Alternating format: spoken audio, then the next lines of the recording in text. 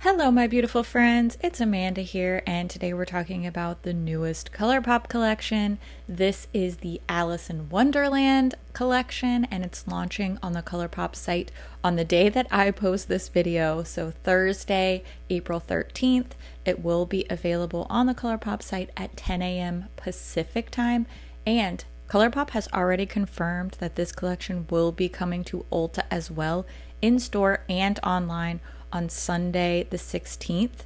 They haven't announced the official prices yet, but there were some images in an Ulta catalog recently that listed the prices as between $9 and $22, so we can make some decent guesses as to what these prices are going to look like, but nothing confirmed yet. Now, you can use my affiliate code, it's just my first name, Amanda, to save 10% on the ColourPop site. However, some exclusions do apply. ColourPop has recently made it known to us affiliates that they will no longer be applying codes to most sets and vaults and those types of things. If you're interested in supporting the channels of your favorite creators, whether that's me or somebody else, you can still use their affiliate links if you plan on shopping full collection sets, vaults, things like that.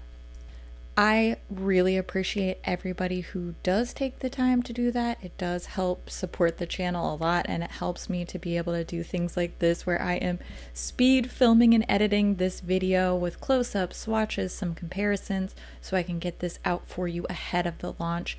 I do plan on doing a little tutorial using some of these things because I am really excited about this collection as a whole. Alice in Wonderland is my favorite Disney movie growing up.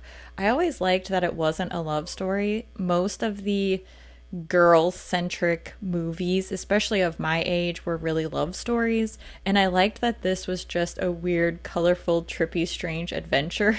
I actually still really love that about this movie, and I'm really excited for this collection. There are some pieces that I like more than others, and I'm going to give you the scoop on those things along the way, and then in a upcoming video you'll get to see everything in action. I'll do lip swatches and all that stuff. But for now, I just want to show you some close-ups and some swatches of these products. Let's start with the Fourth Ray Beauty Birthday Cake Overnight Lip Mask. I am going to be straight up with you. This is my absolute favorite thing in this collection. I think it is so cute, so clever. I love the scent. And listen, be better than me. Don't eat your makeup, but this also tastes really good. I think the extras in this collection, so the non-color cosmetic items, are going to be the hot ticket items, namely this lip mask and the little pocket hairbrush that I'll show you next. I love this. I love the little mushroom container. It's so cute. It does come with a spatula similar to the Laneige Overnight Lip Mask, if you've ever used that. And I have already been using this so much in the last day that I've had it.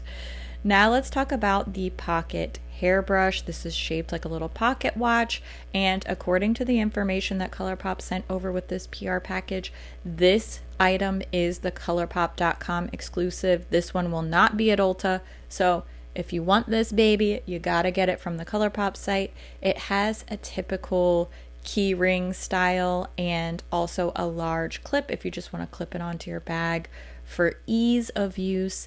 It looks metallic, but it is a very lightweight plastic. It gets a lot of smudges and fingerprints on it, but look how cute this is. It's shaped like the little White Rabbit's pocket watch.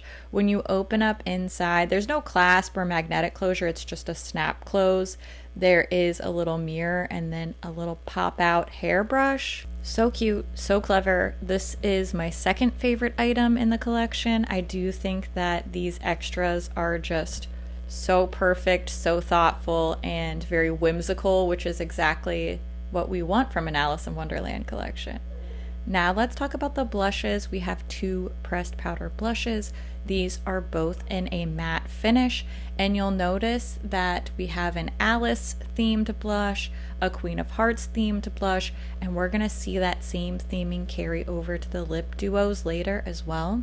Packaging is 11 out of 10. I love it. I think it is so fun, so bright, the little details with the little iridescent shimmers. I love it. I love the packaging. I think the packaging is more interesting and more exciting than most of the products, which is unfortunate, but sometimes happens with these Disney collabs. I do like the inclusion of a red blush here. I think it makes sense with the Queen of Hearts theme, and it's also the type of blush that looks great on a lot of different skin tones. This is more of a corally red, and I think it's going to be a perfect spring summer cheek color for a lot of different people. You can see here it looks a lot deeper when you see it next to the pinkier shade. Neither one of these are, groundbreaking blush colors. I don't really expect something like that from a collection like this, but my personal preference is the red blush. I think it can be worn sheared out on lighter skin tones, and it's still gonna pop and look bright and beautiful on deeper skin tones. So I love the Silence blush. It's my pick out of the two.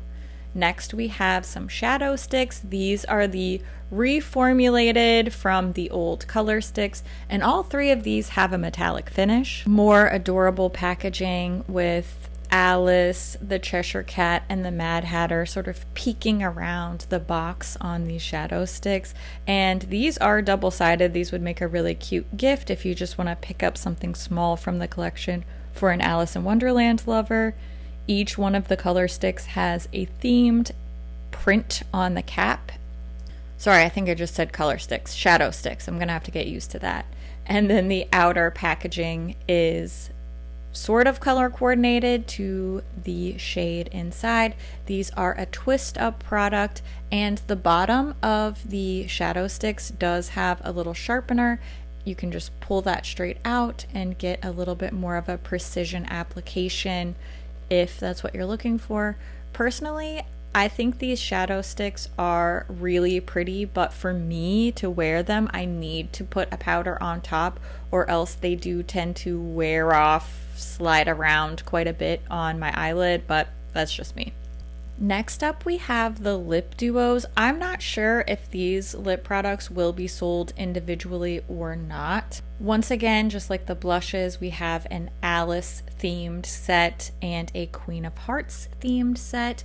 Each one of these lip duos contains two of the Luxe formulas. We have a Luxe gloss and a Luxe lipstick. The Alice set is called Topsy Turvy, and the Queen of Hearts set is called Queen of Hearts. As far as the formulas and the applicators go, these are the same inside, just special packaging outside. The Luxe glosses both have quite a bit of shimmer to them, with the Alice gloss being a almost clear with a lavender shimmer, and the Queen of Hearts gloss is much deeper in appearance, but once it's applied, it's a very sheer maroon type of color. And then the two Luxe lipsticks actually have separate finishes. The Alice set has a blur finish, and the Queen of Hearts set has a cream finish lipstick. I think these look pretty similar in the tube. You can tell the difference more swatched on the skin. I'm surprised that they went with such warm mid-tones for both of these. I was expecting a little bit more variation, especially in the lipsticks. I'm not super in love with either one of these colors, but I guess in the context of the characters they're themed after, it does kind of make sense. However, I find myself wishing for a third option with a wackier color, like maybe if they had done the caterpillar and done a blue lipstick or something like that. I don't know, that's just me spitballing. Now we're gonna look at the Lost in Wonderland pressed powder palette. It's safe to assume that this is gonna be the $22 item. This is a 12 pan palette, and the palette itself is smaller than I expected. I don't know why I was fooled by the pictures into thinking that this was larger than it is, because it's the same size as the Witching Hour Hocus Pocus palette. I really should have been expecting those same dimensions because the layout and everything is very similar. But for some reason, I thought this was going to be a bigger palette. I'll show you a size comparison to one of the 12 pan palettes that has the larger circular pans. This is the Plush Like Me palette. And I was just expecting it to be larger, like more similar to this size. But like I said, we've seen these dimensions before from the Hocus Pocus Witching Hour palette. Same size, same shape, all that stuff. So I just get tricked by the pictures sometimes. I don't know why. I guess it's human nature. Taking a look inside the palette, there is no mirror in here. There are also no eye safety warnings on this palette. We do have two of the pearlescent glitters, which seem to have replaced their chunkier pressed glitters. There are two mattes with glitter, and then we have 4 true metallics and 4 true mattes. Personally, I don't love this color story for the movie. I was expecting a lot more bold, rich, saturated colors. I didn't want a, new rainbow palette or anything, but I don't really think of a lot of pastel heavy when I think of the Alice in Wonderland movie. A lot of that film is darker and more saturated and really bold in color. So these pastel shades seem a little off for me. I will also say, and this is probably partially just because these shades are very light pastel type of colors, but the performance is not as opaque as I would prefer personally, especially when you see this up against a lot of the comparison palettes. You can tell that the formula on the mattes is pretty wishy-washy. I really, really like the bright green, and although we've seen this shifty blue-purple quite a bit from them, I like that color for this particular collection. In general, don't love the palette. I don't really say that often, but here we are. Here are some comparisons. The first palette that I thought of was the Ticket to Dreamland. I don't know if it's the name or that green and the shifty purple shade, but I automatically thought of the Ticket to Dreamland. It's not super similar, but I actually think this color story would make more sense for Alice in Wonderland. It's not perfect, but I like it better than the Lost in Wonderland palette. It's just me, as other people may have another thought in mind, or they may love it. Now, this Bon Voyage palette is the closest comparison in my opinion. A lot of these shades are very, very similar. Definitely not exact dupes, but you could do the same eye look pretty much exactly using the Bon Voyage palette. That's the BT21 collab that came out late last year. I forget when it came out. Last year. And of course, once I saw all these soft, cool pastels, I had to pull out my Aurora Struck palette. I think this is where the difference in opacity really becomes noticeable. Now, the Aurora Struck palette doesn't have that really bright pinky fuchsia color on the end, but otherwise, again, pretty similar in shade.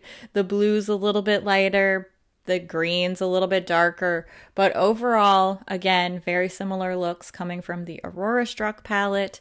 And lastly, I pulled out the Saga of Freya palettes from Odin's Eye. I think it was the little soft pastel vibes that pushed me to do this comparison. And aside from the last 2 or 3 shades, I think these are pretty similar as well, as far as creating a look. And I actually like that there's a little bit more depth in the Odin's Eye palettes. So just food for thought if you have those. overall, I love the theme. I love Alice in Wonderland, love the packaging, love the collection. I am personally not a fan of the palette. I would have liked to see some richer, more offbeat, kind of weird, saturated color combos. But I know that that's not as marketable either. So I think maybe they were trying to find a balance between what people will actually purchase and wear on a large scale. The Disney lovers, the Ulta shoppers, I think that that type of more toned down aesthetic is taken into account when they curate these collections. So I guess they were trying to find a balance between that type of makeup wearing sensibility and doing a more colorful palette to go with the movie. I don't hate it. I just would have liked to see something else. I would have envisioned something else. I do think the extras are spot on. The lip and cheek products are a little bit take it and leave it for me, but I think from a collector's point of view, they are probably exactly what people are going to like to see. I wish, again, that we had gotten maybe a third, more offbeat version, like a purple Cheshire Cat blush or a blue, green, teal caterpillar lip color. I know that that's not necessarily something that's going to fly off the shelves at Ulta, but you know, I can always dream. A girl can dream for something a little bit more wacky and out there every once in a while, especially with a movie like Alice in Wonderland. Now's the time when I want to hear what you think about this collection. Are you interested? Will you be shopping for anything? Are you somebody that loves the pastel palette? I always love to hear what you think. We don't have to agree. I think there's always so many good points of view out there, and I really appreciate you sharing those down in the comments. Also, let me know if you're interested in seeing a video using these products or if you can kind of live without it. I know there are plenty of people out there who do way better jobs at tutorials than I do, so no hard feelings there. Let me know what's going to be the most fun, the most helpful, the most enjoyable for you. I want to hear all your thoughts down in the comments below. As always, thank you so much for watching, and I'll see you in my next video. And I love your face. Bye.